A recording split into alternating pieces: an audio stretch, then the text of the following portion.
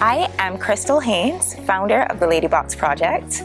The organization was started by a group of friends just about a year ago around International Women's Day 2021.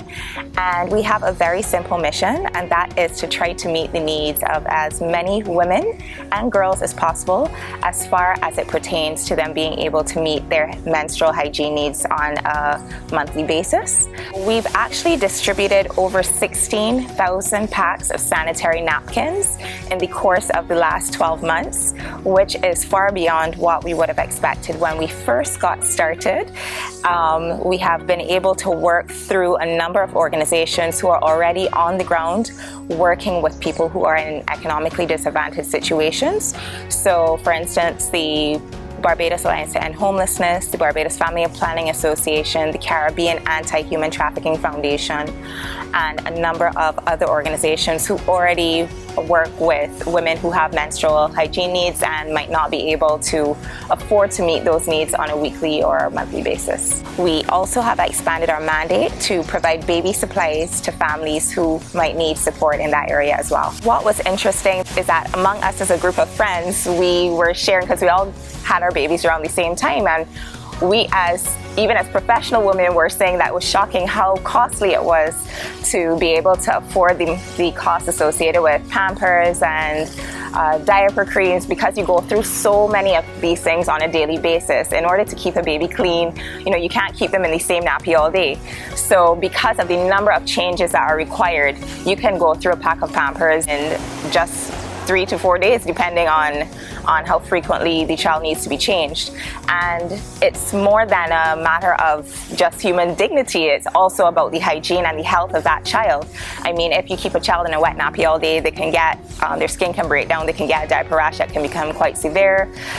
So it's a matter of human health as well as human dignity.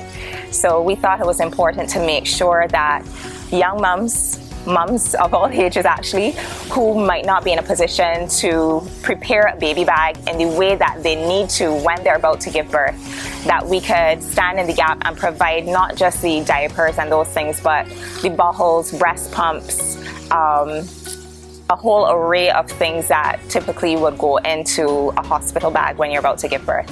So we thought that beyond the initial scope of providing menstrual supplies and personal care, that we would also try to take care of new moms as well.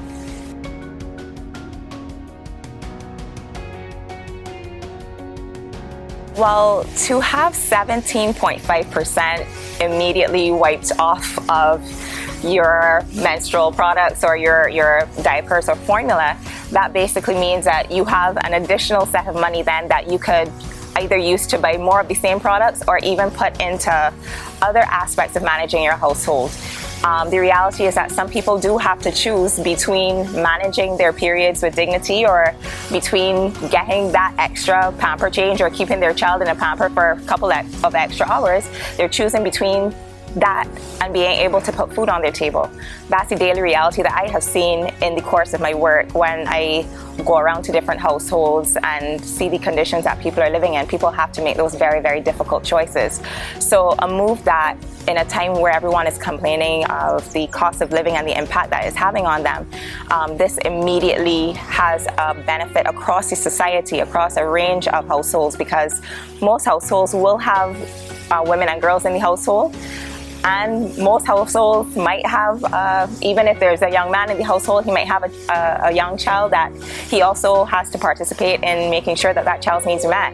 So I think that the benefit will be clearly felt across the society in terms of just making these products more accessible and reducing inequity.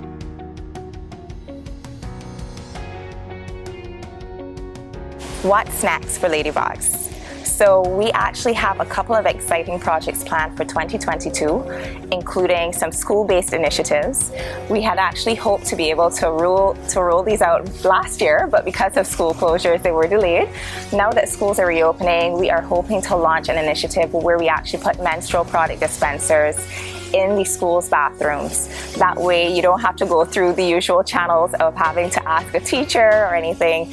You have ready and free access to what you need right there on site. So we will be rolling out our pilot school in short order, and hopefully, depending on the support that we're able to garner, be able to introduce that project into schools across the island.